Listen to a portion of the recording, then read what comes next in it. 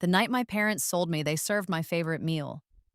I should have known something was wrong when the chef prepared beef Wellington. In our house, extravagance always preceded bad news.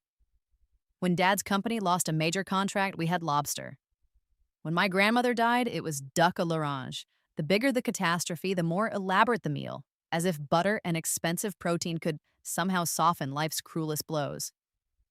I pick at the perfectly cooked meat, watching my father top off Mr. Wells's wine glass for the third time. Harrison Wells has the cold, assessing eyes of a predator. Throughout dinner, those eyes have lingered on me a beat too long, his gaze sliding over my face, my shoulders, even my hands with a proprietary interest that makes my skin crawl. Elena is graduating with honors next month, my mother says, her smile tight and rehearsed. She reaches out to touch my hand, but I pull away, pretending to need my water glass. She's always been exceptionally bright. Clearly, Mr. Wells says, dabbing his mouth with a monogram napkin.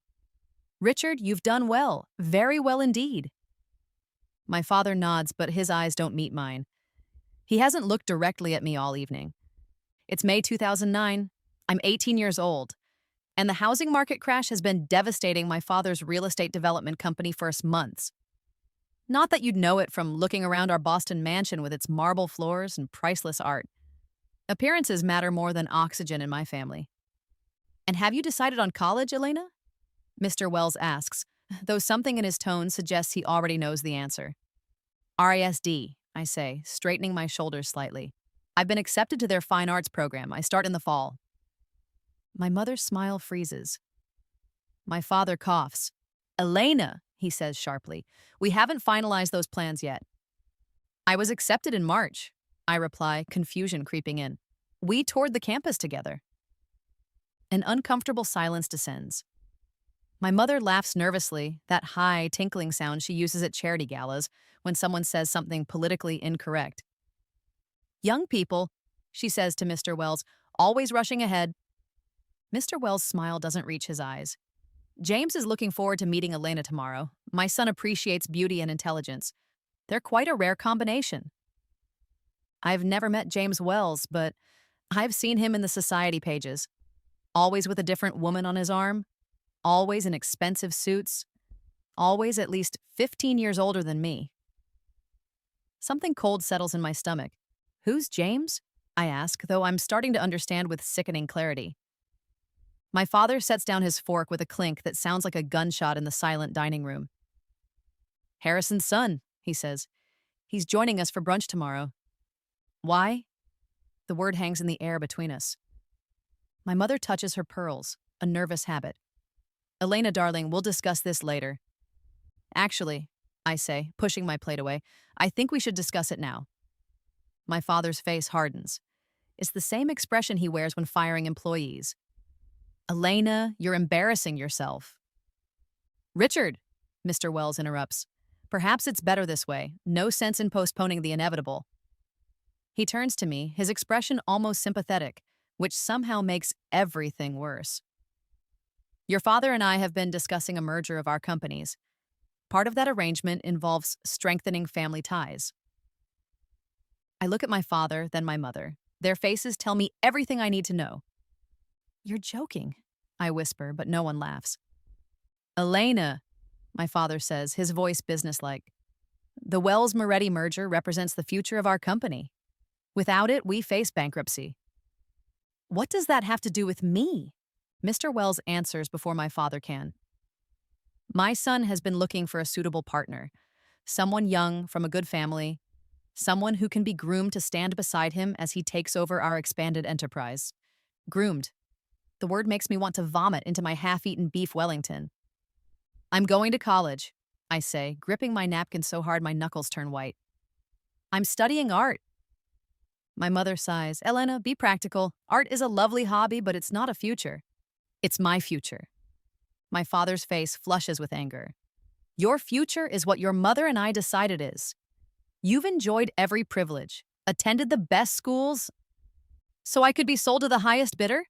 The words escape before I can stop them. The silence that follows is deafening. My father's jaw clenches. My mother looks away. Only Mr. Wells seems unperturbed, sipping his wine with the calm of a man accustomed to uncomfortable business negotiations. No one is being sold, my father finally says, though his eyes tell a different story. This is an arrangement that benefits everyone. The Wells family gets what they want.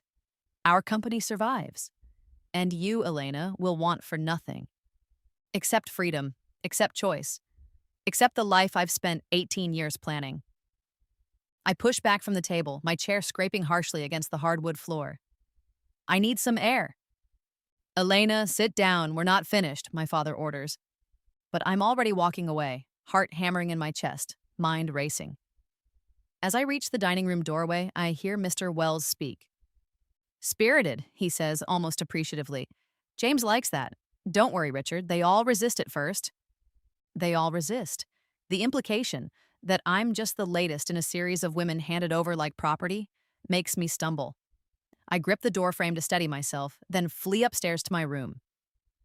My bedroom is a showcase of privilege. A four-poster bed, antique furniture, and a walk-in closet filled with designer clothes I've never chosen.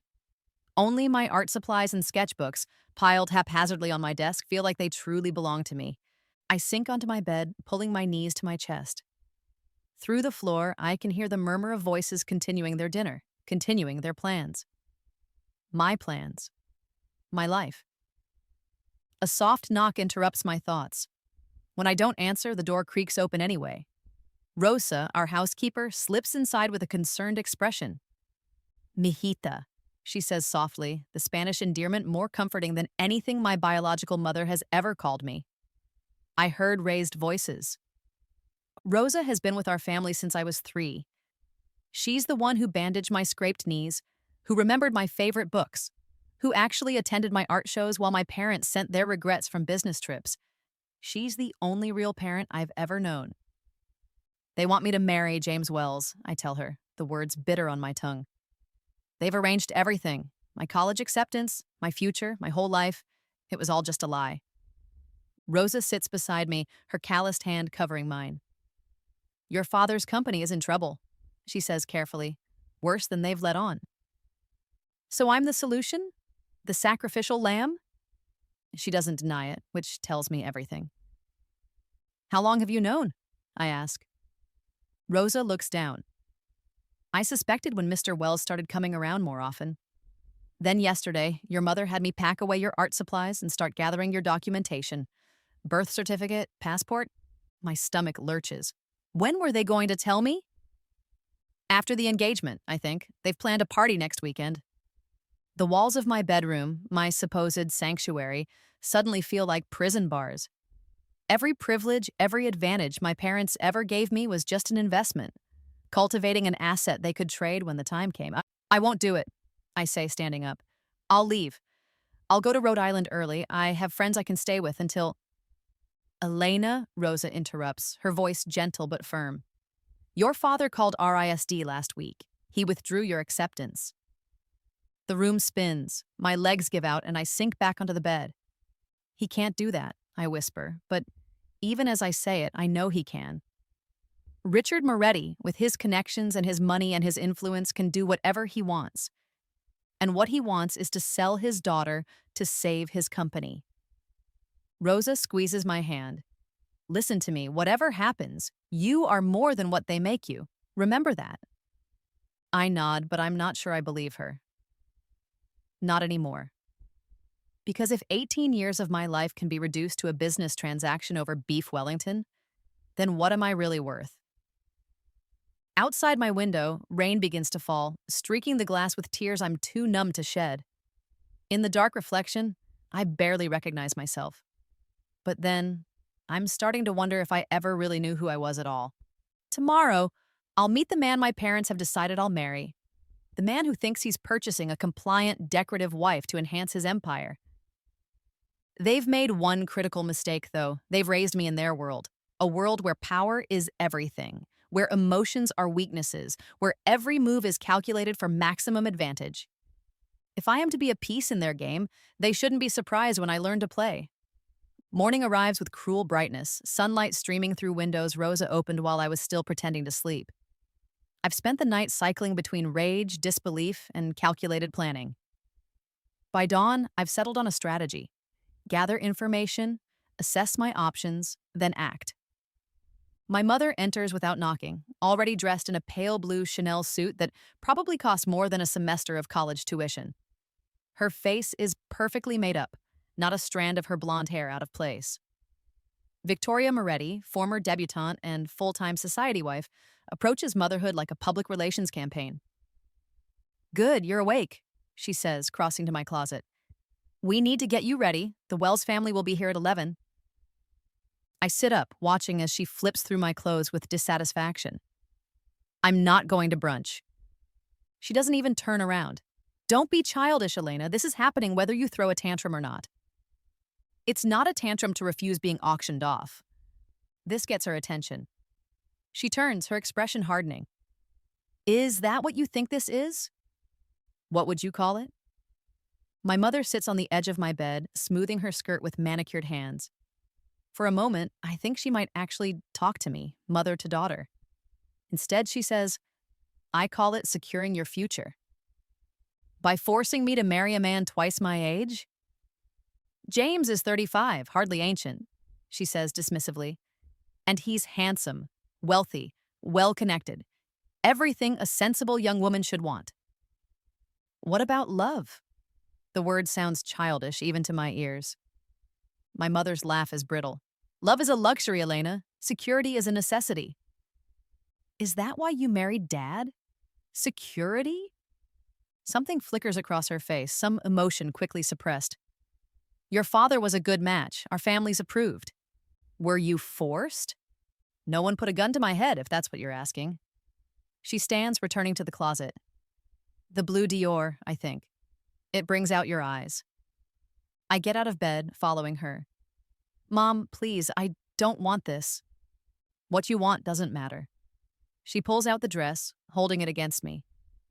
"What matters is what's best for this family. And what's best is selling me to save Dad's company." My mother's hand strikes my cheek before I register her movement. The slap isn't hard. Victoria would never risk a visible mark before company arrives, but the shock of it silences me. "Never say that again," she hisses, her perfect facade cracking slightly. "You have no idea what we've sacrificed for you." I touch my stinging cheek. "And now it's my turn to sacrifice." "Yes," she says simply. "That's how family works, Elena. We each do our part." She lays the blue dress on my bed. "Be downstairs by 10:30. Hair and makeup done, dressed appropriately. Do not embarrass us." After she leaves, I stand frozen, the magnitude of my situation crashing down around me. I've spent my life in a beautiful bubble, believing I had choices, believing my parents' wealth meant freedom. Now I understand it was just a different kind of prison. I grab my phone from the nightstand, scrolling through contacts. Who can I call? My school friends are all children of my parents' social circle. They'd run straight to their mothers. My art teacher? She'd sympathize but could hardly hide me. The stark reality of my isolation hits me like a physical blow. My phone buzzes with a text from Rosa. "Kitchen empty. Come now." I slip downstairs through the back staircase, avoiding the main areas where staff are preparing for brunch. Rosa is waiting by the industrial refrigerator, her face drawn with worry. "Here." She presses a small envelope into my hands. "It's not much, but it might help." Inside is $500 in cash and a small silver key. "My sister's apartment in Cambridge," Rosa explains. "She's away for the month. The address is in there, too." Tears sting my eyes. "Rosa, just listen," she interrupts, glancing nervously at the door. "If things get bad, you go there. But Elena, think carefully. Your father has resources. He could claim you're unstable. Have you committed? Especially if you're not yet 19. Cold fear washes over me. He wouldn't. Rosa's expression says otherwise. Rich men protect their investments. Just be smart about this. Learn what you can today. Sometimes knowing your enemy is better than running from them." I tuck the envelope into my robe pocket. "Why are you doing this?" Rosa's weathered face softens.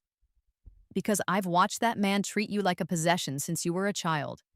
Because your mother has forgotten what it means to be a woman with choices. Because you deserve better." She pulls me into a quick, fierce hug before pushing me toward the stairs. Go, and remember, whatever they say, you are not property. Back in my room, I shower and dress mechanically, putting on the blue Dior and styling my hair the way my mother prefers. In the mirror, I look like the perfect society daughter, exactly what James Wells expects to see. Knowledge is power, Rosa said. So I'll learn everything I can about the man my parents have chosen, about the Wells empire, about the merger that's worth more to my father than his daughter's happiness. By the time the doorbell rings at 11 o'clock, I've buried my fear and rage beneath a veneer of compliance. I descend the grand staircase to find the foyer filled with fresh flowers and the sound of my father's too loud laughter, his business laugh, the one that doesn't reach his eyes. Harrison Wells stands beside his son, both men turning as I appear. James Wells is tall and fit, with his father's predatory eyes and a practiced smile. He looks me over with the same clinical assessment one might give a racehorse. Elena, my father calls too jovially, come meet James. I cross the marble floor, each step bringing me closer to the man who believes he can purchase me. Up close, James is undeniably handsome in that generic way of the wealthy. Good skin, good teeth, good tailor. But his eyes are cold, calculating, and utterly devoid of warmth. He takes my hand, his grip firm and possessive. Elena, he says, my name sounding foreign on his lips. You're even lovelier than your photographs. Photographs? I nearly pull my hand away, but force myself to maintain the facade. Thank you. It's nice to meet you. The pleasure, he says, his thumb brushing across my knuckles in a way that makes my skin crawl, is entirely mine. Over his shoulder, I see my father's approving nod, my mother's relieved smile, Harrison Wells' satisfied expression. And in that moment, the last fragments of my childhood shatter completely. I am no longer Elena Moretti, aspiring artist and beloved daughter. I am an asset being transferred from one portfolio to another. But assets can be leveraged. Assets can be misvalued. Assets can, with the right strategy, become liabilities. And as James Wells leads me into the dining room, his hand possessively at the small of my back, I make myself a silent promise. This arrangement will cost them all far more than they ever anticipated. Brunch is excruciating. James sits beside me, occasionally touching my arm or hand like he's already been given ownership papers. The conversation swirls around business, market conditions, property acquisitions, investment strategies, while my parents beam approvingly at every condescending comment James directs my way. Elena barely understands stocks. My father laughs when James mentions his portfolio. Women in finance, you know. I've maintained a 4.0 GPA for 4 years and aced AP economics, but I smile vacantly, playing the role they expect. Every piece of information they reveal is a potential weapon. I learned that the Wells-Moretti merger hinges on strengthening family bonds, corporate speak for my impending marriage. I learned that my father's company is weeks away from collapse. I learned that James has a reputation for collecting beautiful things, art, cars, women. I hear you're artistic, James says, cutting into his eggs Benedict. That's charming. My first wife painted, watercolors mostly. His first wife. The casual revelation makes my stomach drop. You've been married before? I ask, keeping my voice light. Briefly, James replies. It didn't work out. What happened to her? A flash of annoyance crosses his face. She had expectations that weren't aligned with our arrangement. My mother quickly changes the subject to the upcoming charity season, but I've heard enough. Whatever happened to James's first wife, it wasn't pleasant. After brunch, James suggests a walk through the garden. My parents practically shove us out the French doors, eager for us to bond. Outside, surrounded by my mother's meticulously curated roses, James's demeanor shifts subtly. His polite smile remains, but his eyes sharpen. You're not what I expected, he says, studying me. Your father described you as biddable. My father doesn't know me as well as he thinks. James laughs, a sound devoid of humor. Spirited, I like that. To a point. He stops walking, turning to face me. Let me be clear, Elena. This arrangement benefits everyone. Your father gets the liquidity he desperately needs. My family expands our real estate holdings into new markets. You get the security of the Wells name and fortune. And what do you get? I ask. His smile doesn't reach his eyes. A beautiful young wife from a good family. Someone to host my dinner parties and look appropriate at corporate events. Someone who will provide an heir or two before she turns 25 while she's still optimal. I struggle to conceal my disgust. And if I refuse, you won't. His confidence is absolute. Your father's business will collapse without this merger. Your family will lose everything: the house, the cars, the status. Your mother's social circle will evaporate overnight. And you'll be the selfish daughter who could have prevented it all. He reaches out, tucking a strand of hair behind my ear in a gesture that makes my skin crawl. Besides, you could do far worse than me. I'll be generous with your allowance. You can continue your little art hobby. I only require loyalty, obedience, and discretion. You make marriage sound like a job description. That's exactly what it is, he says, his hand lingering on my cheek. A position with excellent benefits and very specific requirements. I suggest you start taking it seriously. I step back from his touch. When is this supposed to happen? The engagement will be announced next weekend. The wedding will follow in 3 months. Small ceremony, exclusive guest list. I've found that elaborate weddings just delay the inevitable. 3 months. I have 3 months to escape this nightmare. I need time to consider this, I say, buying myself space. James smirks. Consider all you like. The outcome remains the same. He checks his watch, a Patek Philippe that probably cost more than most cars. I have a meeting. We'll continue this conversation at dinner Friday. I'm having my assistant send over some suitable outfits. As if on cue, Harrison Wells appears at the garden entrance. James, we should go. With a final appraising look, James rejoins his father. I remain among the roses, my mind racing. 3 months isn't much time, but it's something. Enough to plan. Enough to act. That evening, after my parents have gone to bed, I slip downstairs to use my father's office computer. His passwords have always been predictable, my mother's birthday for most accounts. I search for information about James Wells, scrolling through business news and society pages. What I find chills me to the bone. James's brief first marriage ended mysteriously when his wife Caroline suffered a nervous breakdown after just 2 years of marriage. She's now living in Switzerland at a wellness retreat, a polite term for an expensive psychiatric facility. Her family's manufacturing business, once independent, is now a wholly owned subsidiary of Wells Enterprises. I dig deeper, finding a pattern. Before Caroline, James was engaged to the daughter of another business associate. The engagement ended when she was involved in a scandalous indiscretion, conveniently photographed with another man. Her father's company was acquired by Wells Enterprises 6 months later at a fraction of its value. The office door creaks. I quickly close the browser windows and turn to find my father standing in the doorway, his expression thunderous. What are you doing? He demands. Research, I say, attempting to sound casual. I wanted to learn more about my future husband.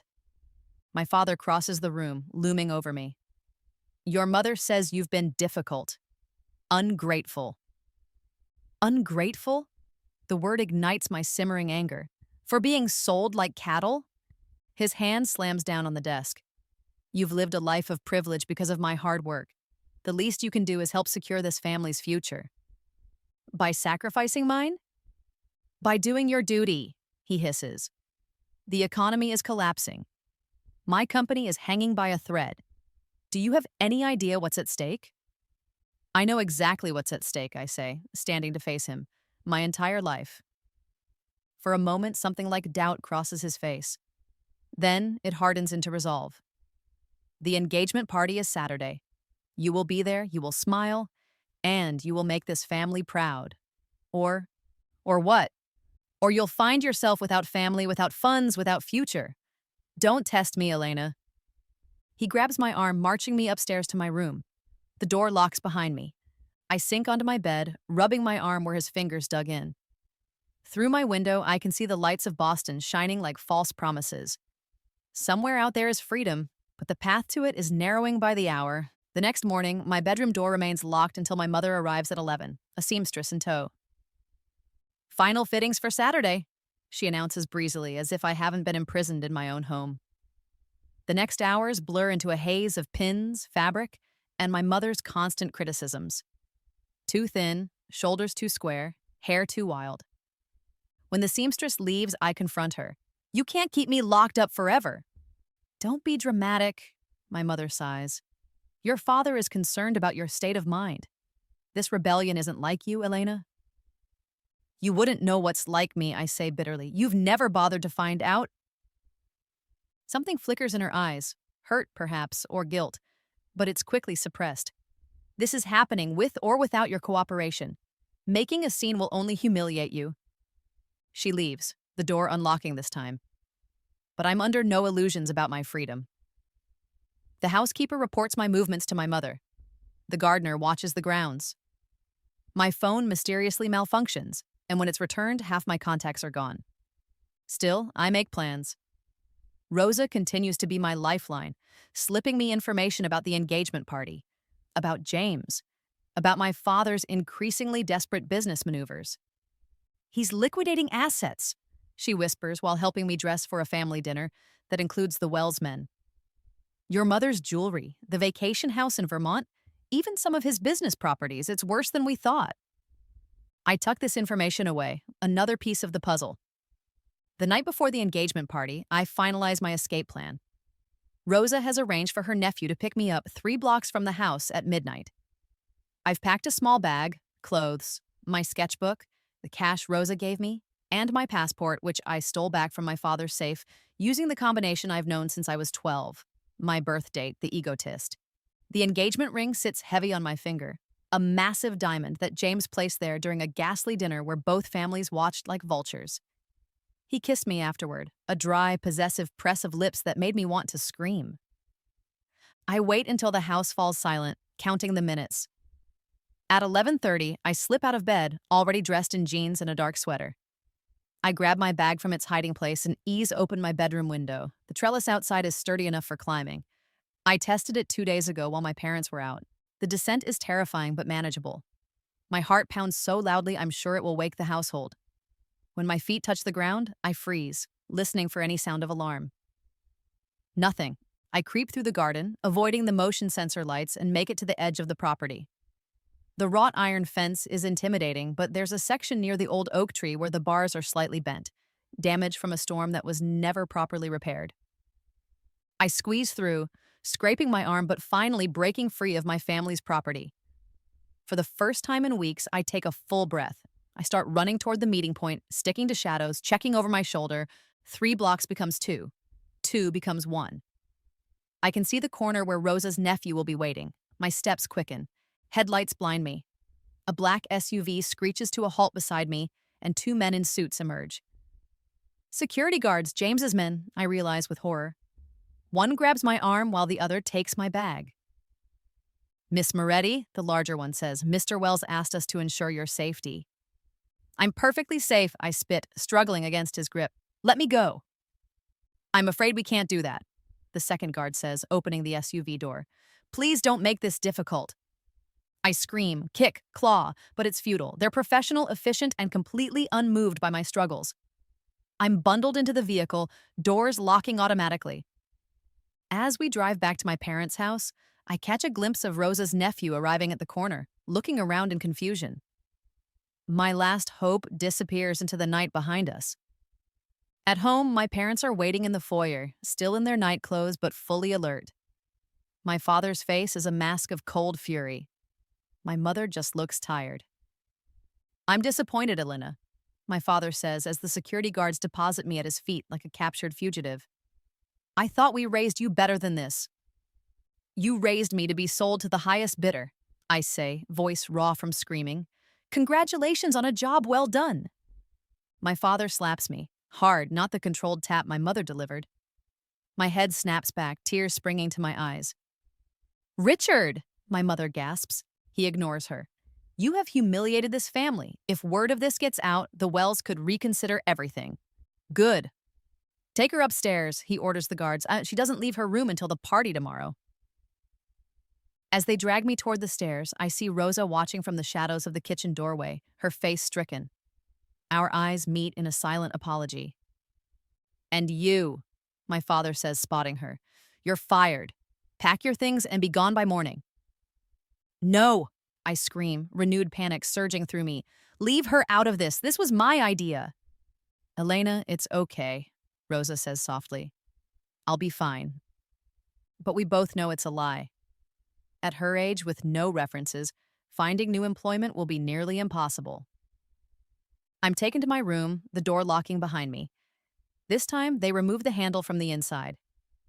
Through the window, I watch as Rosa leaves the only home she's known for 15 years, a small suitcase in hand. She doesn't look back. I sink to the floor, defeat washing over me in waves.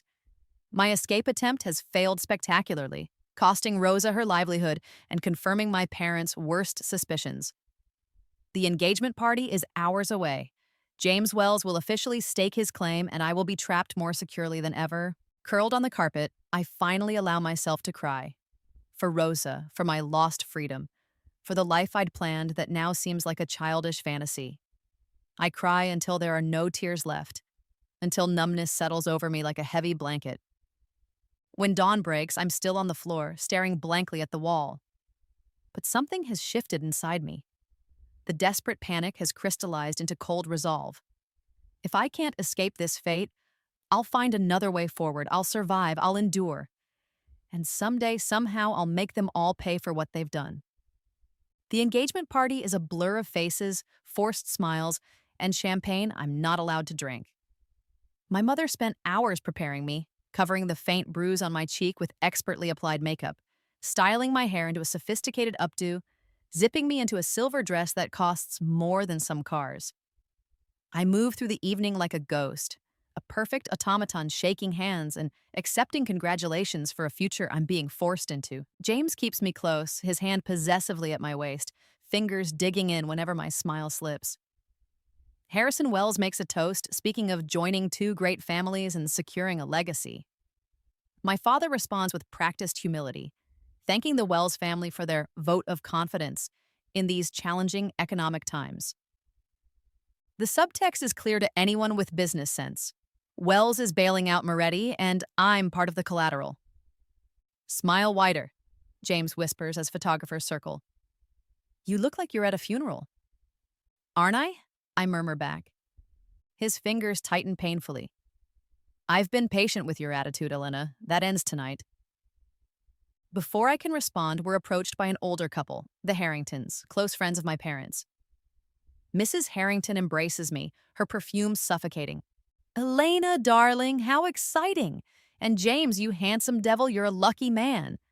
"The luckiest," James agrees, his public persona slipping back into place. "Elena is everything I've been looking for." The conversation continues, but I'm barely present. My eyes scan the crowd, searching for any ally, any escape route. There are none.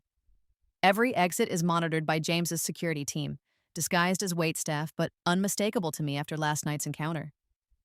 As the evening progresses, I excuse myself to use the restroom, the only place I might have a moment alone. James's eyes follow me, but social convention prevents him from accompanying me. In the powder room, I grip the marble counter, breathing deeply. My reflection shows a stranger, perfectly coiffed, expensively dressed, eyes dead with resignation. This can't be me. This can't be my life. The door opens. My mother enters, locking it behind her. 10 minutes, she says briskly. "People are asking where you've gone." I meet her eyes in the mirror. "How could you do this to me?" She sighs, reaching into her clutch for a lipstick. "Elena, enough dramatics. Many women would be thrilled to marry into the Wells family." "Then find one of them for James." My mother approaches, turning me to face her. For a moment, I think she might embrace me. Instead, she reapplies my lipstick, her touch clinical. "You think you're the only one who's had to make sacrifices?" she asks, her voice strangely hollow. "You think your life is the only one that's been arranged?" I stare at her. "What do you mean?" She caps the lipstick, avoiding my eyes. "Your father and I weren't a love match, Elena. Our parents introduced us. His family had the name, mine had the money. It was convenient." "You never told me that." Why would I? She smooths an imaginary wrinkle from my dress. It wasn't relevant. It's relevant now, I insist. Are you saying you were forced to marry Dad? Not forced. Her eyes meet mine briefly, then slide away. Strongly encouraged. It was a different time. It's not so different, I say bitterly.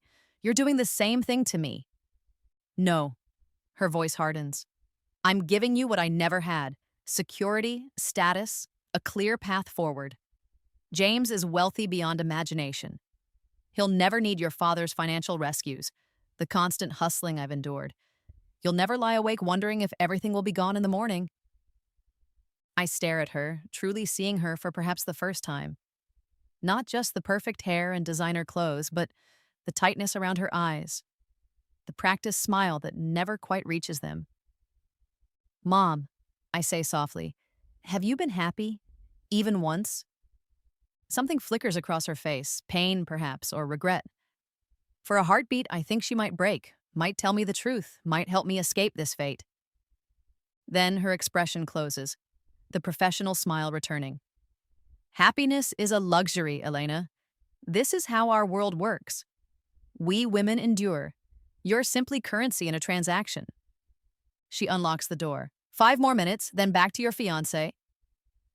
After she leaves, I stand frozen, her words echoing in my mind.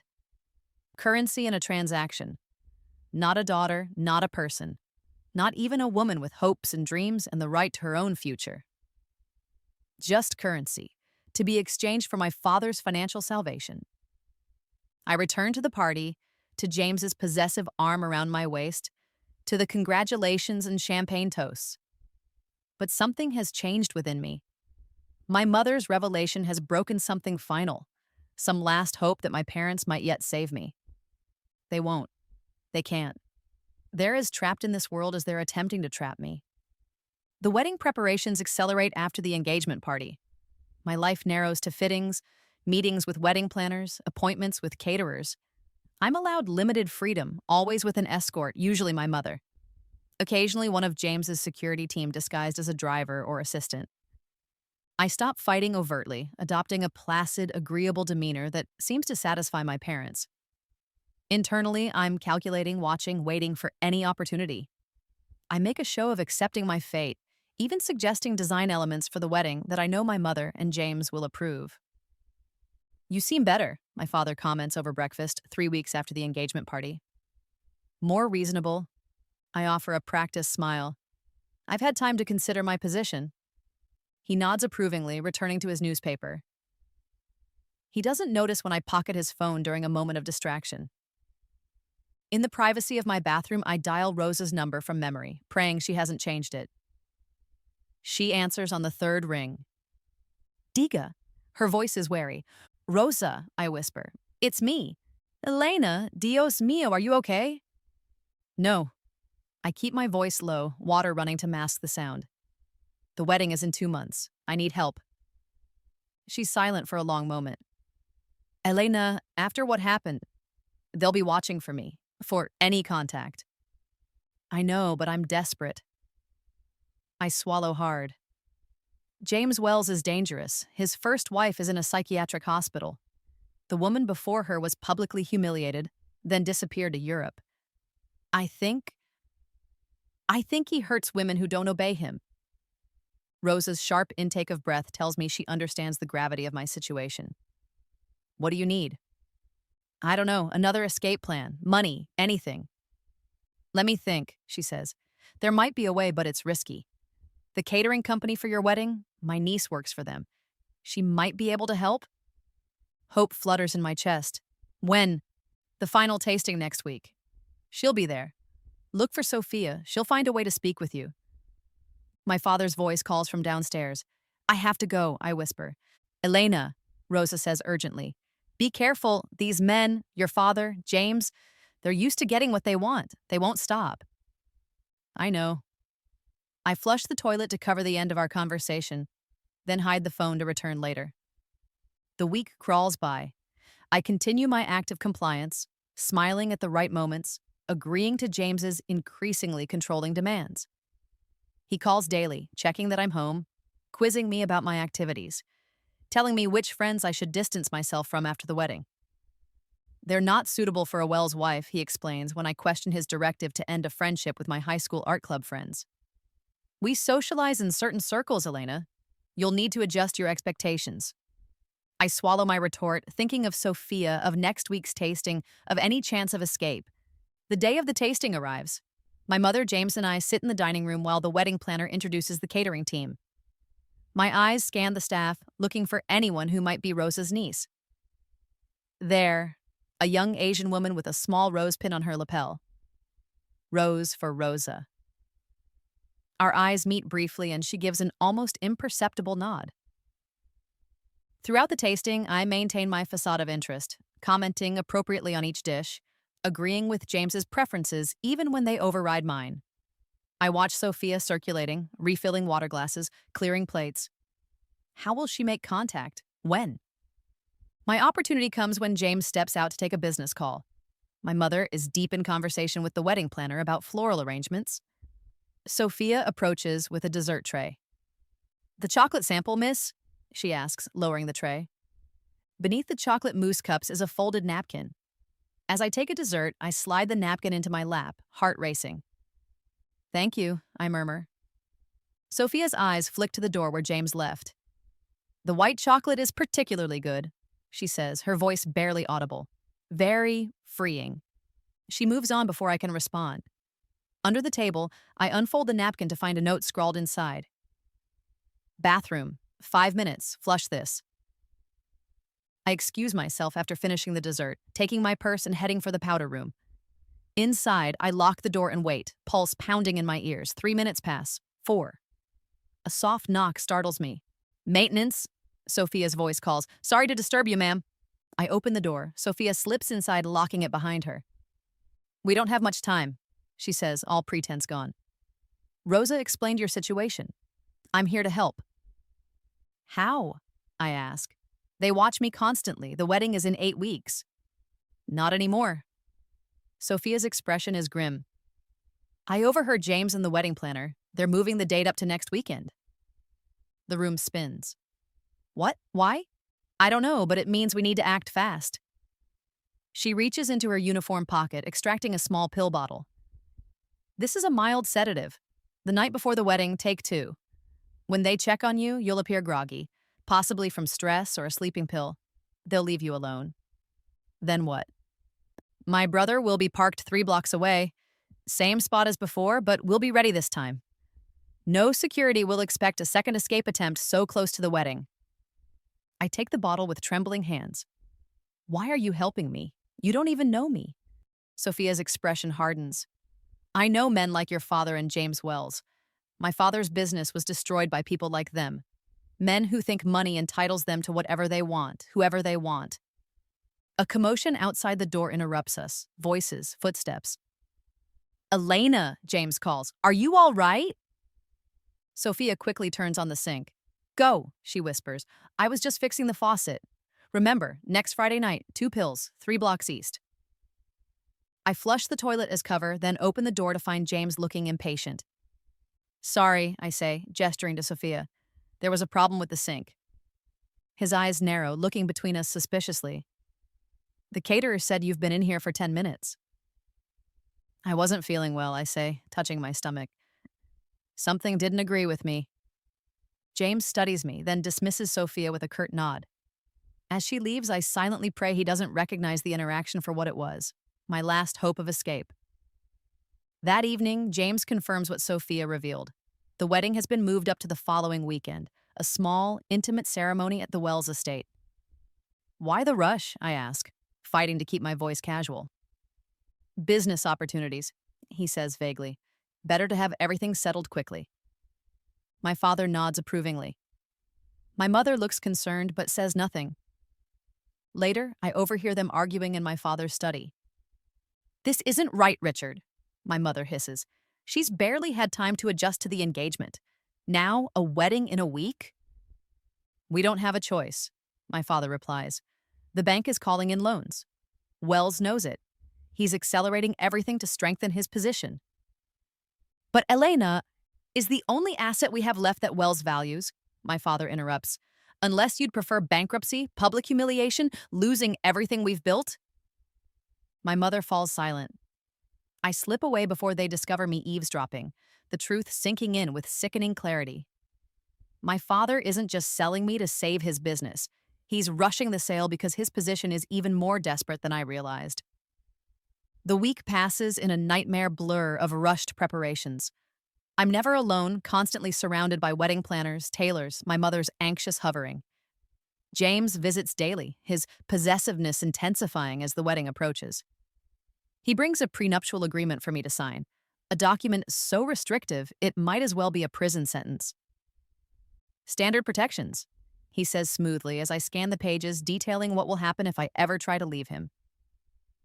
The answer is clear. I would leave with nothing, no matter the circumstances, no matter how he might treat me. I sign it with a hand that barely shakes, buying time, praying Sophia's plan works. The night before the wedding, my mother helps me pack for the honeymoon, a 2-week trip to James's private island in the Caribbean that sounds more like isolation than celebration. Try to make the best of it, she says, folding lingerie into my suitcase. James can give you a good life if you accommodate him. The euphemism makes my skin crawl. Like you accommodated Dad? She flinches but continues packing. Your father has provided well for us. At what cost? She doesn't answer. When she leaves, I hide the sedatives Sophia gave me under my pillow. The household is buzzing with last-minute preparations. Staff delivering my dress, florists bringing sample bouquets, security doing final checks of the property. James calls at 11, his voice slightly slurred from what sounds like a bachelor celebration. Last night is a free woman, he says, attempt at humor falling flat. Enjoy it. Things change tomorrow. The threat isn't even veiled. After he hangs up, I sit on my bed, staring at the pill bottle. This is my last chance. If Sophia's plan fails, I'll be trapped in a marriage to a man who views me as property, as something to be controlled and used. I take the sedatives with shaking hands, swallowing them with water from my bathroom sink. Within 20 minutes, a heavy drowsiness begins to settle over me. I fight to stay conscious long enough to change into clothes I can escape in, hiding them under my nightgown. The last thing I remember is looking at the wedding dress hanging on my closet door, a custom Vera Wang that cost more than a year of college tuition. In my sedative-induced haze, it looks like a beautiful shroud. I wake to chaos, voices shouting, footsteps running. My head pounds, consciousness returning in painful fragments. The sedative was stronger than I expected, or I was given something else entirely. My bedroom door bursts open. My father stands there, face contorted with rage. What did you do? He demands, advancing on me. What did you take? I try to sit up, but my limbs feel weighted. Nothing, I mumble. Just sleeping pill. He grabs my arm, yanking me upright. The room spins violently. The doctor's on his way. The wedding is in 6 hours. Doctor? My foggy brain struggles to understand. Through the open door, I see my mother arguing with someone, a man in a suit, one of James's security team. She obviously had a reaction to something, my mother is saying, her voice tight with anxiety. She wouldn't deliberately. Mr. Wells is concerned, the man interrupts coldly. Given the previous incident, my escape attempt, they think this is another one. Perhaps it was meant to be, but whatever Sophia gave me was far stronger than a mild sedative. I can barely keep my eyes open, let alone run 3 blocks to a waiting car. A new figure appears in the doorway, a middle-aged man carrying a medical bag. The doctor, I realize dimly. He approaches the bed, gently moving my father aside. Let me examine her, he says professionally. Everyone out, please. My parents hesitate, then withdraw. The security guard remains by the door. The doctor checks my pulse, my pupils, my reflexes. What did you take? He asks quietly. Sleeping pill, I mumble. Too strong. He gives me a searching look, then nods slightly. I believe she's had a reaction to a sleep aid, he announces to the guard and my parents, who hover in the doorway. Not uncommon with pre-wedding anxiety, I can administer something to counteract the effects. Will she be able to go through with the ceremony? My father demands. The doctor's expression remains neutral. She should be functional within a few hours. Perhaps a bit compliant, but present. My father's relief is palpable. Do it. The doctor prepares an injection, turning his body to block the view from the door. As he leans in to administer it, he whispers, "I'm sorry, this won't hurt you, but it won't help either, just saline. I can't ethically—" He trails off, the implication clear. He knows something is wrong here but is powerless to intervene directly. The needle stings briefly, but as he promised, nothing changes. I remain groggy, disconnected. "She'll need to rest until the last possible moment," the doctor tells my parents. "Minimal stimulation, no stress." They agree readily, thanking him as he leaves. The security guard takes up position outside my door. Time passes strangely. My mother helps me shower, dress, apply makeup, all while I remain in a haze, partly from the lingering sedative, partly from the shock of realizing there is no escape. Sophia's plan has failed, or perhaps it was never real. Perhaps this was always my fate. By the time they help me into the wedding dress, I've retreated deep within myself, watching events unfold as if from a great distance. A car takes us to the Wells estate. My father walks me down a rose-petal-strewn aisle toward James, who smiles triumphantly when he sees my subdued state. The ceremony passes in a blur. I speak when prompted, my voice hollow. I feel the ring slide onto my finger, heavier than the engagement diamond, a golden shackle. I hear applause, accept congratulations, pose for photographs. Through it all, I'm searching. For Sophia, for any sign that help might still come. There's nothing, just James's hand at my waist, my parents' relieved smiles, Harrison Wells' satisfied expression as he watches another acquisition successfully completed. At the reception, James leans close while we dance, his breath hot against my ear. "I know you took something deliberately," he whispers. "A final act of rebellion, perhaps. It doesn't matter, you're mine now, legally and completely. I suggest you accept that reality." His words cut through the fog, igniting a spark of defiance I thought had been extinguished. I may be trapped for now, but this isn't over. Somehow, someday, I will escape. I will reclaim my life. And I will make them all pay for what they've done. "I'm feeling unwell," I say, swaying slightly. "The medication." James signals to a staff member. "My wife needs to lie down," he orders. "Prepare the blue guest room." Not our room, I note with relief. He won't claim his marital rights while I'm in this state. A small mercy. I'm escorted upstairs by a sympathetic-looking maid. As she helps me out of the wedding dress, I notice a small folded paper that falls from somewhere in its folds. The maid doesn't see it. I palm it quickly, hiding it in my fist. "Rest, Mrs. Wells," the maid says, helping me into a nightgown. "I'll check on you later." After she leaves, I unfold the paper with trembling fingers. A note, hastily scrawled, "Tonight, 2 a.m., Garden Terrace, Sophia." Hope flares, then dims. Even if this is real, how will I escape this fortress? James's security is everywhere. I'm being watched constantly. I lie on the bed, feigning sleep whenever someone checks on me. James visits briefly, touching my hair in a possessive gesture that makes my skin crawl. "Rest well," he says. "We leave for the island tomorrow, just the two of us, for 2 whole weeks." His smile doesn't reach his eyes. The reception continues downstairs, music, laughter, the sounds of a celebration I want no part of. I track time by the chiming of a grandfather clock in the hallway. 10 o'clock, 11, midnight. The house gradually quiets as guests depart. I hear James saying goodnight to my parents, promising to take good care of me. His footsteps pass my door, continuing down the hall to what must be his bedroom. A security guard remains stationed outside my door. I can see his shadow in the sliver of light beneath it. 1:30. I slip out of bed, my head finally clear. The sedative has worn off, leaving me alert and terrified. I change out of the nightgown into the clothes I arrived in, stuffing a few essentials into a small handbag. The garden terrace is on the ground floor, accessible through French doors in the library. Between me and that possible freedom stands a locked door and an armed guard. I search the room for anything useful. The blue guest room is elegant but sparse.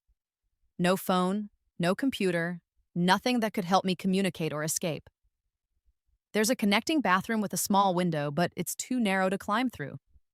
1:45. Running out of options, I resort to the oldest trick. I turn on the bathroom tap full force, then begin moaning loudly. Help! I call weakly. Please, I'm sick. The guard's footsteps approach. The door opens. Mrs. Wells? I moan louder, adding retching sounds for effect. He hesitates, then approaches the bathroom. Should I call for help? Please, I gasp, hiding behind the door. Something's wrong. When he enters the bathroom, I shove the door hard against him, momentarily pinning him against the wall. I dart for the hallway, heart pounding. Hey! He shouts, recovering quickly. Stop! I run, barefoot, down the hallway toward the main staircase. Behind me, the guard speaks urgently into his radio. Doors begin opening. I have seconds at most. At the top of the stairs, I freeze. James emerges from his room, hair disheveled from sleep, but eyes instantly alert. Elena, he demands, what are you doing? I back away from him, toward the other end of the hall. There has to be another staircase, a service entrance, something. James advances, his expression darkening. This childish behavior ends now. Come back to bed. Don't touch me, I warn, continuing to retreat. His hand lashes out, grabbing my wrist with bruising force. You're my wife, he hisses. You go where I tell you, when I tell you. I wrench away, pain shooting up my arm. More security appears at the top of the stairs. I'm trapped. Or so I think, until a bedroom door opens behind me and a young woman steps out. One of the catering staff staying overnight to help with tomorrow's brunch. Fire! She shouts suddenly, pointing down the hallway. In the kitchen! It's Sophia. Her face is different. Makeup, a wig perhaps. But I recognize her eyes. The distraction works. Security hesitates, heads turning toward the supposedly burning kitchen. James's grip loosens fractionally. It's enough. I tear away, running toward Sophia, who grabs my hand and pulls me through the bedroom door. Service stairs, she whispers, leading me to a narrow passage hidden behind a bookcase. Quick! We descend rapidly, the sounds of confusion echoing above us. The stairs lead to a service corridor, then a door that opens onto the grounds. Outside, the night air is cool against my skin. Freedom is so close I can taste it. This way, Sophia urges, pulling me toward a hedge that borders the property. We have 2 minutes before they lock down the perimeter. We run, crouched low, using landscaping as cover. Behind us, alarms begin to sound. Floodlights sweep the lawns. Dogs bark. Here, Sophia says, pointing to a service gate barely visible among thick ivy. This leads to the road. The gate is locked. Sophia produces a key, copied from the head gardener's set, and opens it just wide enough for us to slip through. A car waits on the dark road beyond, engine running. We sprint toward it. I dive into the back seat, Sophia following. The driver, a young Asian man who must be her brother, accelerates before the doors are fully closed. Down, he orders sharply. They'll be coming. We crouch below window level as the car speeds away from the Wells estate. I'm shaking, adrenaline and disbelief warring within me. I just left my wedding reception. I'm legally married to James Wells. I'm a fugitive from my own life. Did anyone see your face? Sophia asks the driver. He shakes his head. Car's clean too. Borrowed from a friend. No connection to us. I find my voice. Where are we going? Somewhere they won't look, Sophia says. At least not right away. We drive for over an hour, taking a convoluted route through suburbs and industrial areas before reaching a rundown apartment building in Cambridge. Sophia leads me to a third-floor unit, checking the hallway carefully before unlocking the door. The apartment is small but clean, sparsely furnished. My place, she explains. David, my brother, lives next door. Why are you helping me? I ask, sinking onto a worn sofa. Sophia's expression hardens. Our father owned Chen Manufacturing. Your father and Harrison Wells orchestrated a hostile takeover 5 years ago. They stripped the company, fired everyone, and sold off the assets. My father had a stroke the next day. He never recovered. The revelation stuns me. I'm sorry, I didn't know. Why would you? Her smile is bitter. You were living in your mansion, attending private school, oblivious to the damage your family does. The accusation stings, partly because it's true. So this is revenge? Justice, she corrects. My father devoted his life to that company. Your father destroyed it without a second thought. Now you know what it feels like to have your life stolen. Her words hang between us, a truth I can't deny. My family has caused pain I never considered, never even knew about. How many others have suffered for my father's ambition, for the wealth that provided my privileged existence? What happens now? I ask. Sophia sits across from me. That depends. If you want to go back, say the word. We'll drop you at a police station. Say you were kidnapped, had a mental break, whatever story works. And if I don't want to go back, then you disappear. New name, new life, new start. It won't be easy. The Wells family has resources, connections. They'll look for you. The reality of my situation hits me fully. I have no money, no ID except what's in my purse, no skills beyond what an expensive education provided. I'm legally bound to a man who views me as property. My parents have made it clear which side they're on. I can't go back, I say finally. Not to him. Not to that life. Sophia nods, unsurprised. Then get some sleep. Tomorrow, Elena Moretti Wells disappears forever. Morning brings the full weight of my decision. My face is all over the news. Wealthy socialite disappears from wedding reception. Reports quote James claiming I suffered a nervous breakdown triggered by wedding stress and family pressure. My parents appear concerned but controlled, asking for privacy during this difficult time. No mention of kidnapping, no accusations against Sophia or her brother, just the careful construction of a narrative where I'm unstable, confused, potentially dangerous to myself. Smart, Sophia says, watching the news with me. If they claim kidnapping, there's an investigation, questions, publicity. This way, when they find you, they can simply institutionalize you. No fuss, no legal complications. The thought chills me. How do we stop that from happening? We create a new you. Sophia opens a laptop. First, we need to establish what they know, what they'll be looking for. Over the next days, a pattern emerges. James's security team focuses their search on airports, train stations, bus terminals, looking for a young woman traveling alone, matching my description. They interview my classmates, art teachers, anyone I've ever mentioned. They freeze my accounts, monitor my social media, tap my friends' phones. My parents make televised appeals for my return, my mother crying photogenically, my father grim-faced and authoritative. Elena needs help, he says, his concern so convincing I almost believe it myself. If anyone has seen her, please contact authorities immediately. James appears less frequently but projects the image of a devoted husband worried about his troubled young wife. I just want her home safe, he tells reporters. Whatever issues we have, we can work through them together. It's a masterful performance from all of them. Anyone watching would see a concerned family, a loving husband, a disturbed young woman who needs protection from herself. They're painting you as mentally unstable, David says, browsing news reports. It's effective. If you try to tell your story, who would believe you over them? He's right. Without evidence, without resources, I'm just a runaway bride with a wild tale about being sold into marriage.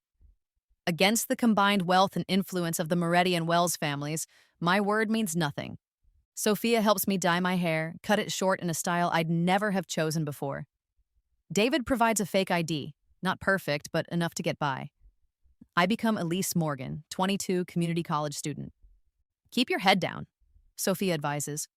No social media, no contact with anyone from your old life. Get a job that pays cash. Take classes that interest you. Build a new identity slowly, carefully. The transformation is harder than I expected. I've never worked a real job and never worried about rent or groceries or bus fare.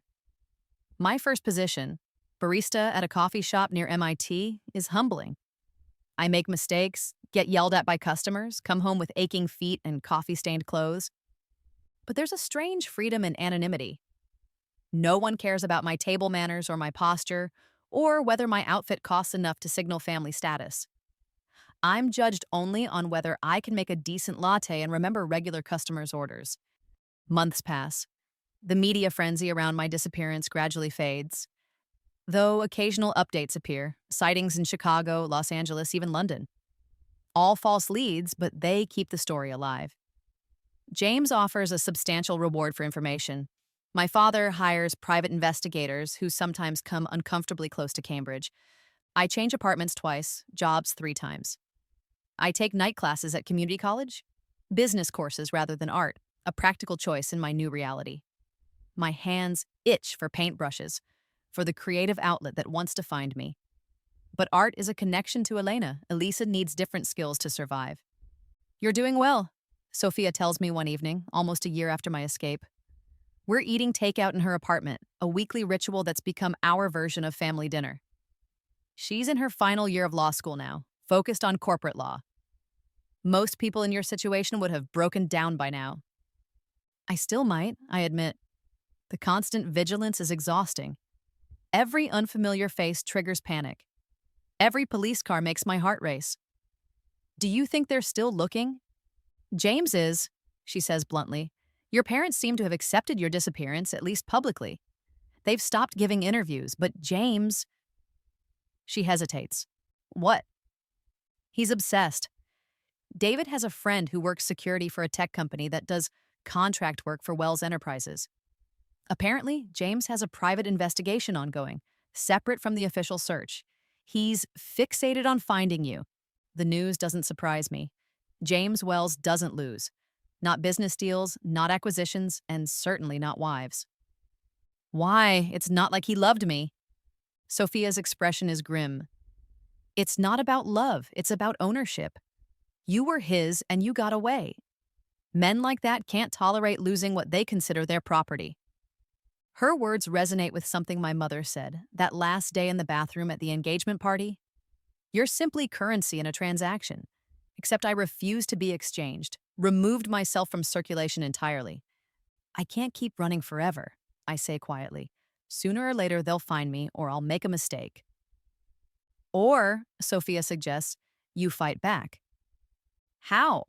I have nothing. They have everything. Money, power, influence. She smiles, a sharp edge to it.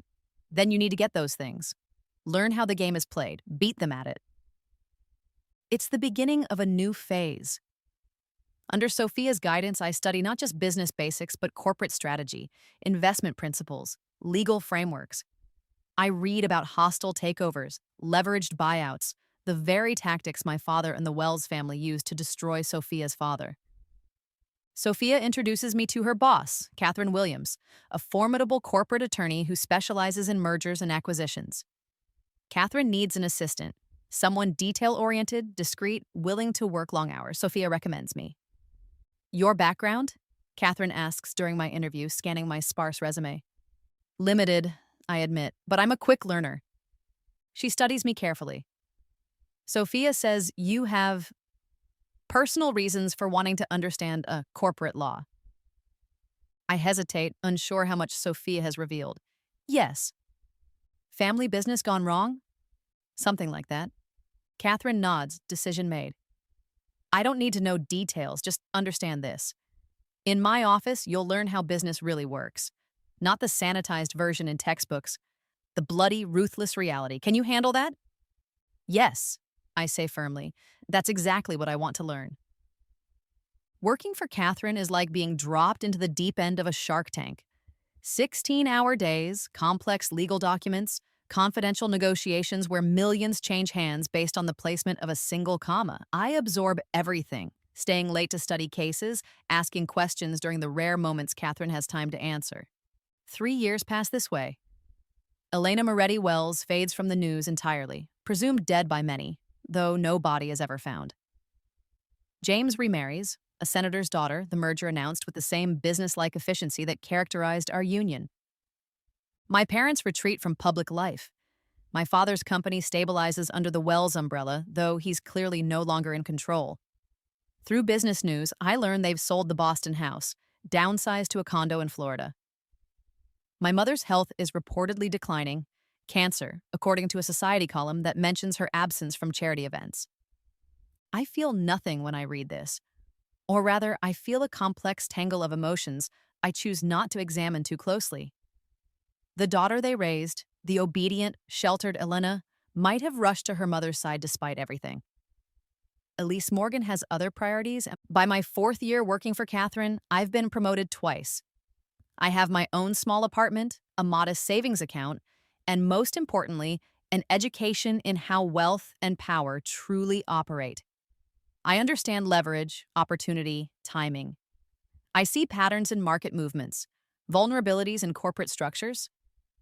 You have a gift for this, Catherine tells me after I identify a weakness in a competitor's acquisition strategy, allowing our client to counter effectively. Most people need decades to develop your instincts. What she doesn't realize is that I've been studying predators all my life.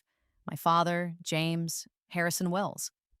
I've learned how they hunt, how they isolate prey, how they move in for the kill. Catherine becomes more than a boss. She's a mentor, occasionally a friend, though I maintain careful boundaries.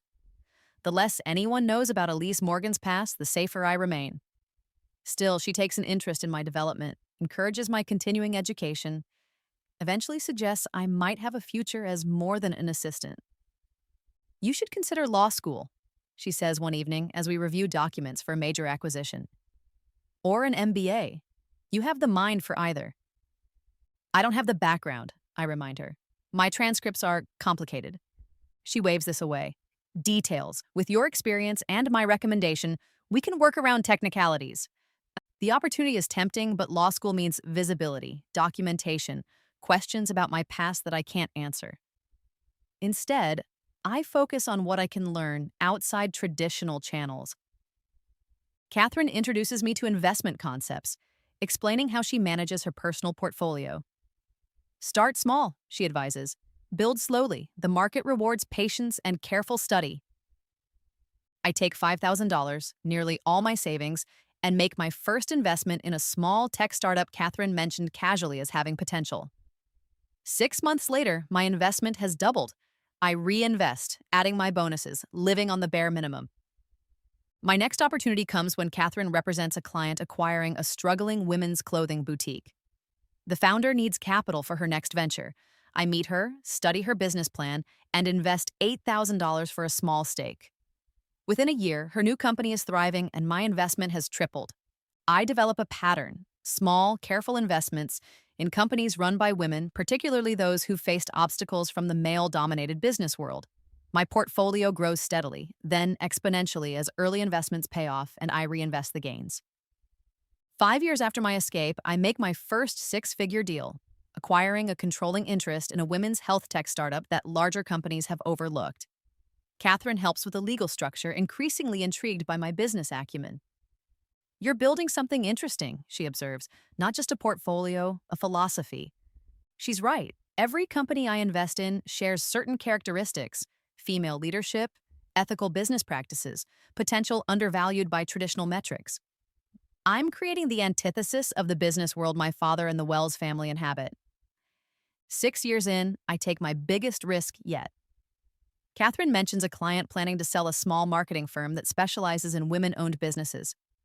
The asking price is just beyond my reach, but the potential is enormous. I want it, I tell her.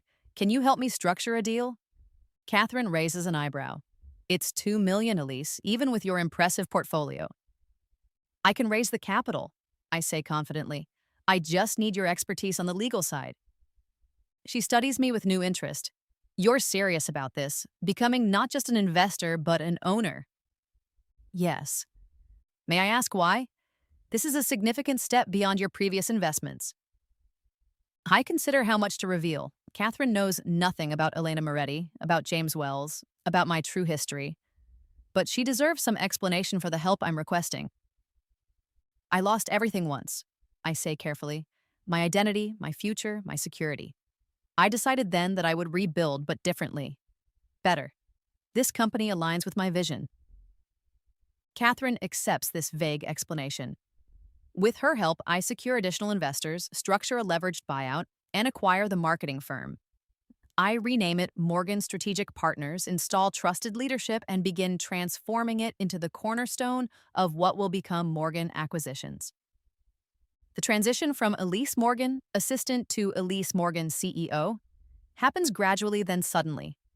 I maintain a low profile, avoiding publicity, conducting business through representatives when possible.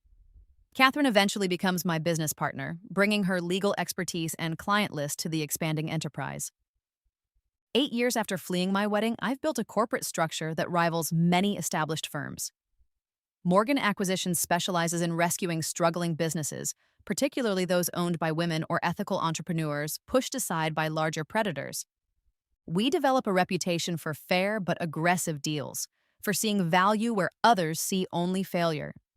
I remain in the background, a mysterious figure who makes final decisions but rarely appears in person. It's safer this way, though the precaution may be unnecessary. Elena Moretti Wells has been legally declared dead, James has moved on to his third wife, and my parents have faded into comfortable obscurity. Through careful monitoring of business news, I track my father's company, now a minor subsidiary of Wells Enterprises. Richard Moretti remains nominally in charge, but his authority is clearly limited. Wells makes the decisions, controls the capital, dictates strategy. I feel a bitter satisfaction at this reversal. My father sacrificed his daughter to save his company, only to lose control of it anyway. The deal that cost me everything ultimately gained him nothing. Then, in my 9th year of freedom, an opportunity presents itself that I cannot ignore. Wells Enterprises is divesting certain real estate holdings, Catherine says, dropping a folder on my desk. Non-core assets they acquired during the recession, including a portfolio your father's company managed before the merger. I open the folder, scan the documents, and feel a jolt of recognition. These aren't just any properties. They're the original Moretti developments, the foundation of my father's business, the projects he spoke of with actual passion during the rare family dinners he attended. They're undervalued, Catherine continues. Wells is focused on their tech acquisitions, treating these as disposable, with the right strategy. We'll take them, I interrupt. All of them. Catherine raises an eyebrow. That's a $50 million commitment without due diligence. I know these properties, I say, catching myself immediately. I know the market. They're worth at least twice what Wells is asking. She studies me curiously but doesn't press. If you're sure, I'll start the process. This acquisition marks a turning point. For the first time, I'm directly touching something connected to my past life, to the family that traded me away. It feels dangerous and exhilarating. More importantly, it gives me information. Through the acquisition process, I gain access to financial records that reveal the true state of my father's company and its place within Wells Enterprises. What I discover is illuminating. My father has been systematically marginalized. His role is ceremonial, his authority non-existent. Wells has loaded the Moretti division with debt while extracting its valuable assets. My father, once so powerful in his domain, is now essentially an employee, and not a particularly valued one. More surprising is the state of my parents' personal finances. Despite the appearance of comfortable retirement, they're struggling. Medical bills for my mother's cancer treatments have depleted their savings. The Florida condo is mortgaged to its limit. My father has taken personal loans at predatory rates to maintain their lifestyle.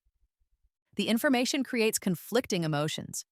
A vindictive part of me rejoices at their downfall, sees it as justice for what they did to me. Another part, smaller, quieter, but persistent, remembers them as my parents, flawed and terrible as they were. I push these thoughts aside, focusing instead on the strategic opportunity. If my parents are financially vulnerable, so too must be the remaining Moretti business interests. And if those interests are undervalued by Wells. I want everything connected to Moretti development, I tell Catherine at our next strategy meeting. Every subsidiary, every joint venture, every piece of real estate. She looks concerned. That's a significant concentration in one sector. Diversification is important, yes, I interrupt. But this is a unique opportunity. Wells doesn't recognize the value of these holdings. We do. Catherine studies me, her expression thoughtful. This feels personal, Elise. In 10 years, I've never seen you fixate on a specific acquisition target like this. I meet her gaze steadily. Every business decision is personal to someone. She doesn't press further, respecting the boundaries I've always maintained. Instead, she helps me develop a strategy to gradually acquire Moretti-related assets through shell companies and indirect purchases, keeping Morgan Acquisition's involvement hidden until we're ready to move openly.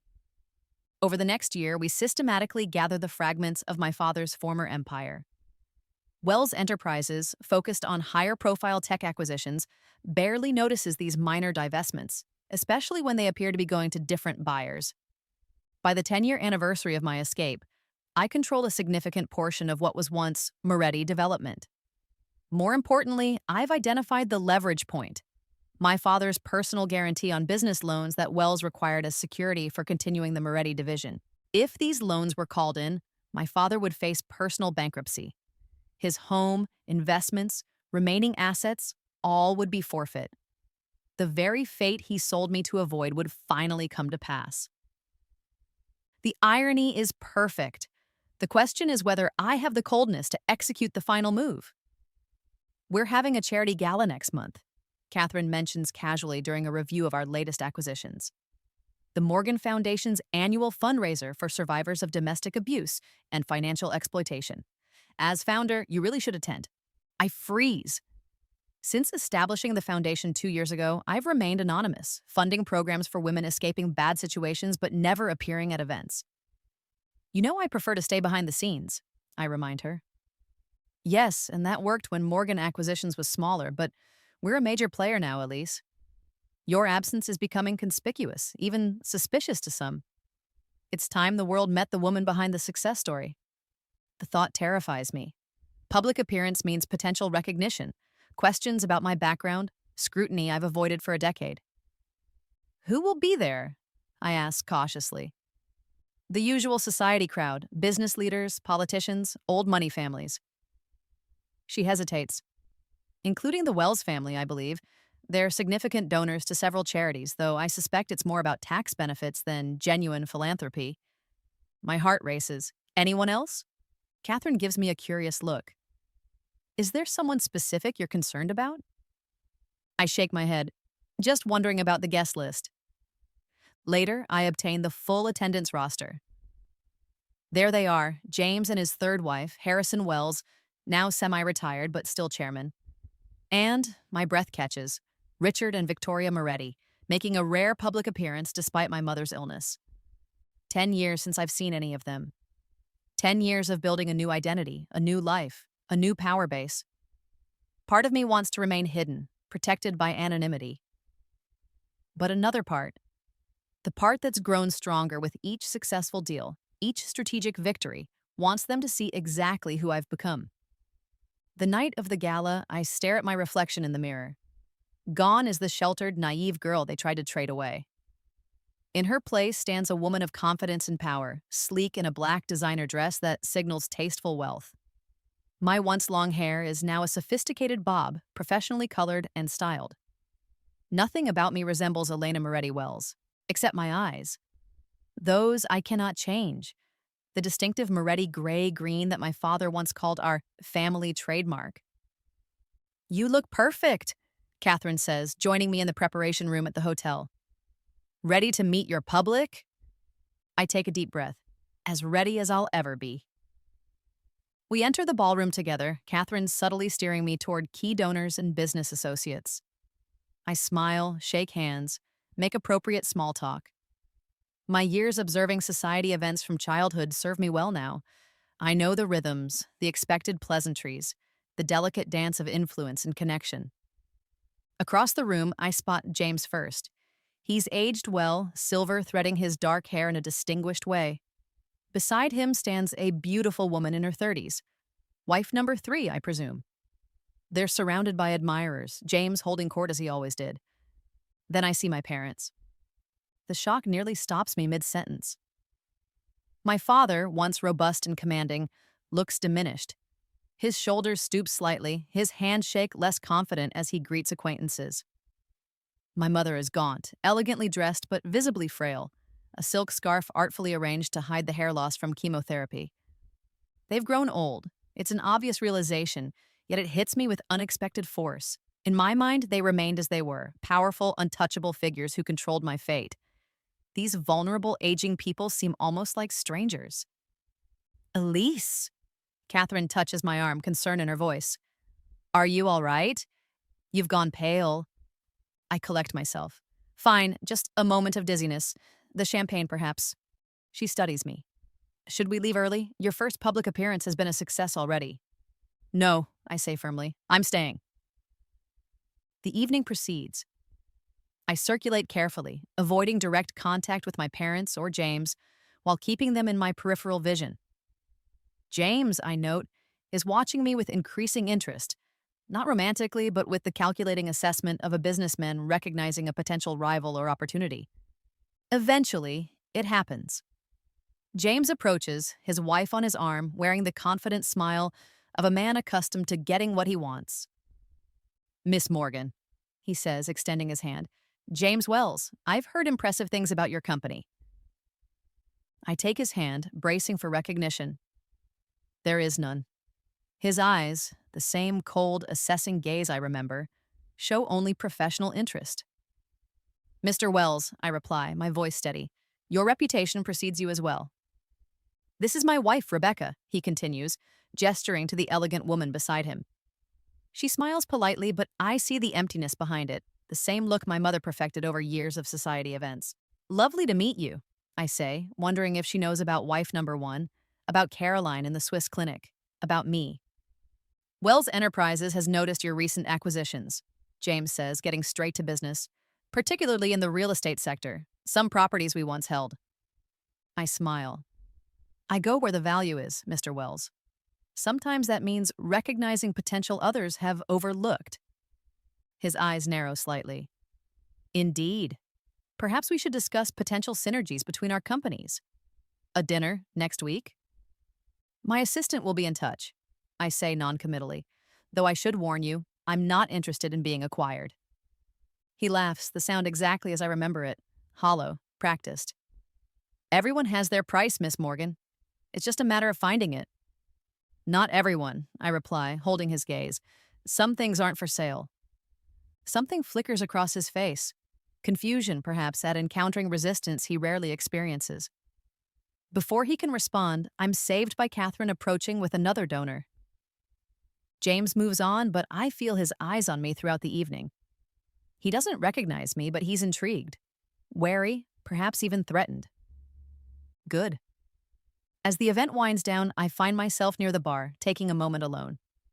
A voice behind me, fragile but familiar, sends ice through my veins. Excuse me. I turn slowly. My mother stands there, elegant despite her illness, studying me with curious eyes. I'm sorry to bother you, she says. You're Elise Morgan, aren't you? The woman behind tonight's foundation? I nod, not trusting my voice. It's a wonderful cause, she continues, helping women escape difficult situations. She hesitates. I had a daughter once who might have benefited from such resources. My heart pounds. Does she recognize me? Is this some kind of test? What happened to her? I ask carefully. Sadness crosses her face. She disappeared. Years ago now. We never knew. She trails off, then collects herself. Forgive me. I don't know why I'm telling you this. Something about you just reminded me of her. Before I can respond, my father joins us. Victoria, the car is waiting. He nods to me. Miss Morgan, impressive event. Your foundation does important work. Thank you, Mr. Moretti, I say, watching for any sign of recognition. There is none. You know who I am? He seems surprised. I make it my business to know all the players in real estate development, I reply. Even the semi-retired ones? His expression tightens at the implied diminishment of his status. Hardly retired, just focused on different priorities these days. My mother touches his arm. Richard, we should go. My energy. He softens immediately, concern replacing defensiveness. Of course. To me, please excuse us, Miss Morgan. My wife's health requires careful management of her schedule. I watch them leave, my father's arm protectively around my mother's waist, supporting her fragile frame. The sight provokes emotions I'm not prepared for, not just satisfaction at their reduced circumstances, but something more complicated. A ghost of connection I thought had been exorcised years ago. Catherine finds me still staring after them. Successful evening, she says, misinterpreting my expression. You've made quite an impression, especially on James Wells. He was asking about you. Was he? Wanted to know your background, where you came from. I kept it vague, of course, client confidentiality. I smile gratefully. Thank you for everything tonight. Ready for the next phase? She asks. Now that the mysterious Elise Morgan has shown her face, there's no going back to the shadows. She's right. Tonight marks the beginning of a new strategy. One where I step fully into the light, where Elena's past and Elise's present converge into something neither my parents nor James Wells could have anticipated. I'm ready, I tell her. It's time to finish what we started.